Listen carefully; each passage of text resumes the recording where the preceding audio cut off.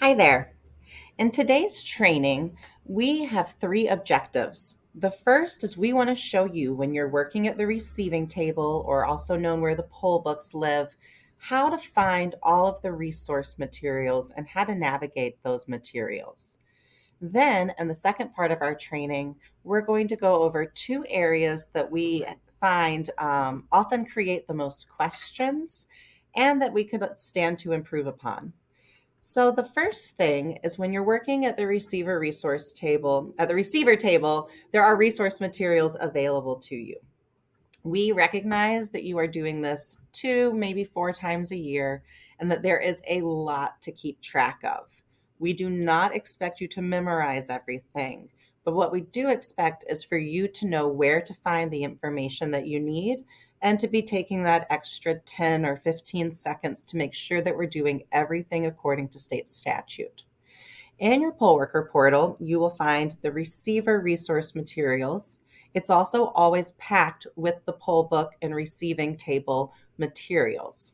In addition, if on election day you're wanting to pull it up maybe on your phone or tablet, you can go to milwaukee.gov/election to go to the Election Commission's website. Then in the middle of that page, you're going to hover over election workers and select the training page. When you get to the training page, under Election Day Guides is where you'll find these cheat sheets that we have created and always pack for you. And today we're going to be looking at the receiver table guide.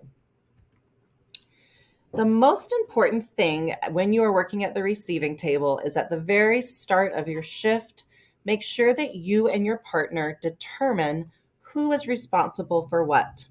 In your packet, there is a step-by-step guide. This is kind of a script or a 9-step guide on what checking in a registered voter looks like. You're going to need to decide who's going to ask the voter to state their last name, their first name, and their address. Who's going to ask the voter for their photo ID and confirm the expiration date on the ID is valid? Who's going to be checking the absentee notations? Which poll book is going to be responsible for getting the voter's signature? These are extremely important job duties, and it's important that you have good communication with your partner. As a reminder, only one poll book will have a voter's signature being collected, but the other poll book should be a carbon copy. They should match each other exactly, other than that voter's signature. So at the start of the day, go through your step-by-step guide and make sure that you know what you're responsible for and what jobs your partner will be doing. This next item is showing you a guide to photo ID, what you're looking for when you're checking a voter's photo ID. You're going to look for the photo, making sure that their name conforms to the poll book and that the expiration date is acceptable. Just as a reminder, electronic versions of photo ID are not acceptable. Someone cannot pull up that DMV receipt from their email and show you that. They have to have the physical photo ID with them in order to use it to vote. Also in your materials are guides to what is valid photo ID. Now, we realize 90 to 95% of the time, I would estimate, you are going to get a Wisconsin driver's license or state ID or a passport that is not expired. You don't need to look at your materials for these items, as you know that they're the really common valid IDs. But what we do want you to do is if you see something out of the ordinary that you've never seen before, maybe it's a Veterans Affairs ID or a certificate of naturalization, or maybe a student brings you their student ID. We want you to pause, pull out your materials, and make sure that it's valid under state statute. We also have a guide for some common issues that you might encounter when working at the receiver table. Some of these are if the voter is not found in the poll book, we want to check maybe they're at the wrong site or they're just at the wrong ward table. If the voter states a different address than what is in the poll book, you're going to want to make sure that you find out if they've lived at their new address for at least 28 days and if they are at the correct polling place to then complete a new voter registration. Finally, you also will have a guide for if someone comes in who has an absentee notation in the poll book. This is one of the topics we're going to go through at length next, so I'm going to skip over that for now. And last, you have a sample of a poll book in these receiver materials, and that we are also going to cover. So on to absentee voters. Absentee voters are going to be in your poll book. We print poll books 2 weeks before the election, and so every voter who has been issued an absentee ballot at that time will have a watermark in the poll book where their signature would go, and it will either say absentee returned or absentee issued.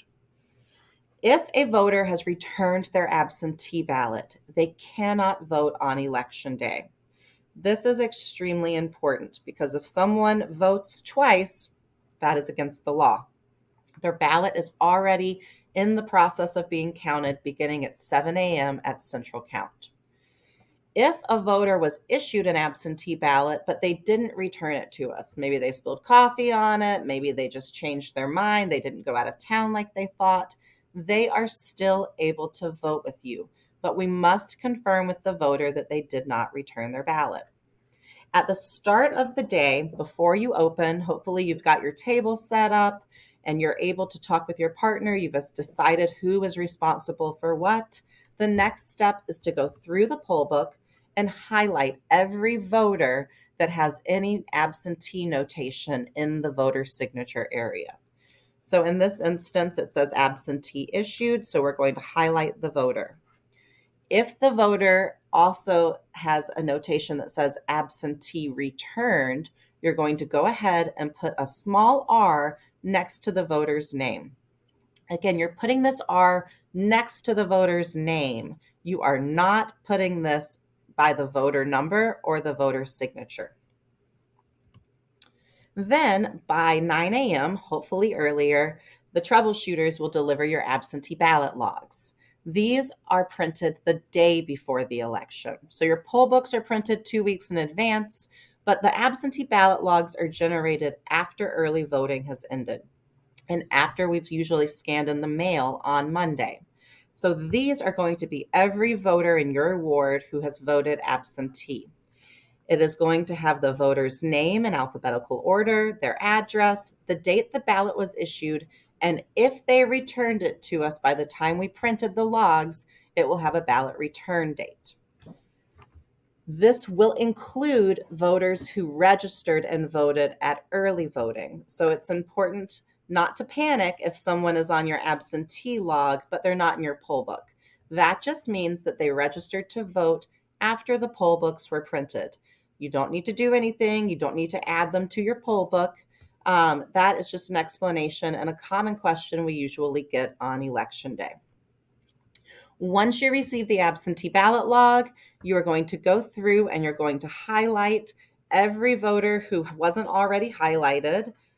In this case, it was Jennifer Anderson, wasn't previously highlighted because she didn't have any absentee notation in the signature area. And then you're also going to put an R next to every voter who has a return date. Again, we're not putting the R's in the voter number lines or the voter signature. You're going to do it right up here next to the voter's name. You can do it on either side, that doesn't matter. But when we get to our next topic of reconciliation, you'll see why it's important to not put the R's or anything else where the voter number goes. If you have a voter who arrives and it shows that they are on your absentee ballot log, you first, if it shows that they have a return date, you want to say, oh, it looks like you already voted absentee. Do you recall that? Ballots are mailed out 6 weeks in advance of a federal election and 3 weeks in advance of a local election. A lot of times voters forget that they've already voted in this election. You can show them a sample ballot. That oftentimes triggers their memory. If their issue date and their return date are the same in the log, that means they voted at early voting. So ask them if they remember going to one of the early voting locations. If they've already voted, they cannot vote on election day. If they did not return their absentee ballot, then you can issue a ballot to the voter. If they say they did return their ballot, then again, they cannot vote, even if we have not yet received it. Chances are we could receive it in the mail on Tuesday, and state statute doesn't let them vote on election day. One last thing to cover is the fact that when you receive the absentee ballot log, you might not have time to immediately start going through your poll book and highlighting and marking the R's. Instead, and this is definitely the case next November, you are going to have one of the receivers, again, decide whose job it is, check with every voter to see if they're on that absentee log. It is an alphabetical order. It is usually only a handful of pages and should just be an extra 10-second check to make sure that we prevent someone from accidentally voting twice. On to poll book reconciliation. We talk about reconciling poll books, and we've discovered that a lot of workers are not exactly certain what it is we're asking them to do. The purpose of reconciling is to verify the accuracy and identify any errors or discrepancies between the two poll books. If you go to page 164 of your Election Day manual, there are instructions on this. Again, your poll book is the story of the day. We need to know who voted, what voter number they had, were they a curbside voter? If so, write down curbside, and that's why we don't have a voter signature. If someone left without voting, you're going to need to mark out the voter number and say voter did not vote. Then you're going to want to reuse that voter number. If someone forgot to sign the poll book and you discover this later on, again, we want to know that. So your poll books are extremely important, that they're accurate, thorough, and that they match one another. There are two different ways to reconcile, and it depends on what time of day you are reconciling. The first way is throughout the day. This is when you and your partner have some downtime, there aren't any voters there. You are going to go through the poll book and make sure that all of your pages are identical to one another. You have the same voter numbers next to the same voters, and so on. Then at the end of the day, you're going to count the number of voters who voted out of the poll book, who was registered and voted direct by signing their name in the poll book and getting their voter number. At the end of the day, the number of voters from the poll book, election day registrations, and the late registered voter list, that's that green sheet, at the end of the day, those three numbers should total the number of ballots cast.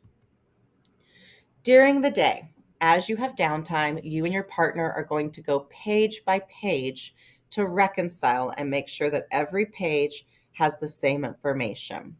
Again, the easiest way to do this is to have one person have a job where they would say the voter's name and the voter number, and the other person to confirm that they have the same information. So in my example, I am going to be the person who announces the voter name and voter number, and then Bob will say yes. So I would say Pamela Agee, 1, yes. Candace Alexander, 5, yes. And so on, so that you're confirming. As you both confirm, you're going to put a little dot or a check mark, whatever helps you know that you have compared those lines and that they match. Then, if you find a discrepancy, you are going to make corrections. Maybe Bob forgot to write down a voter number because he was hearing about Sally and her ailing dog who had been going to the vet that morning. If Bob forgot to write down the voter number 1 on the line next to Sally, he's going to write it in at that moment so that both poll books match. If you discover that a voter forgot to sign, this is when you're going to write it down and say in the signature box, voter forgot to sign. Otherwise, after the election, we're left questioning, did this person vote? Did they get a voter number and then change their mind? What happened? Why did they not sign the poll book? So we need you to provide us that explanation if something is missing as well. At the end of the day, the very first thing you are going to do is you're going to note the page number of your last voter. and you're going to complete the poll book certification page in both poll books. This is where you are in the middle of the page going to write the last voter number, the page number of the last voter number, and then the number of absentee electors is always 0. So you can write a line through that or leave it blank. So the first thing you want to remember to do is record what page the last voter number was on and what that number was. If it was an election day registration, for the page number, you would write EDR. Then you and your partner to reconcile are going to do the page by page comparison, reviewing any voters who came in since you last reconciled. The benefit of doing those little dots or the check mark is throughout the day when you go back through and you're comparing, you skip anyone you've already checked and you're just comparing the new voters who have since come in. So if you've reconciled twice, once mid-morning and once mid-afternoon, you really should only have about a third of the voters to go through and compare and make sure that your poll books match. Once you've done the page-by-page comparison, you're going to count the number of voters in your poll books. You're going to do this independently and quietly, and you're going to keep track in pencil at the bottom of each page a running total of how many you have. We are going to veer from the directions in your manual. In your manual, we asked you to do something a little bit more complicated, and we're seeing a lot of mistakes by making it more complicated than it needs to be. So instead, you're going to keep track in pencil at the bottom of each page a running total. So on this page, we have 3 voters. On the next page, we have 2 more, so we're going to write 5 at the bottom of the page. The left-hand side of this is showing you how I suggest you do it. If you have been doing it this other way and it's working out fine for you, you can continue to do that. But for the ease of counting and not having to do addition, we recommend just doing a running total at the bottom of each page. So if on the next page there's 4 more voters, you'll write 9 at the bottom. This way you are literally going line by line, just counting the number of voters. It is at this point that it's important not to have written anything but the voter number where the voter number goes. We oftentimes see that if people are recording the R's where the voter number goes for a returned absentee ballot, you accidentally count those when you're doing your running total. And that's where a lot of errors are occurring. So that's why it's important that we're doing our R's for the absentee ballots that were returned right next to the voter's name and not in the area of the voter number or a signature. If at the end of counting the number of voters in the book, you don't have the same number, swap the books and recount. Another way to do it is to go page by page and see where your running total gets off.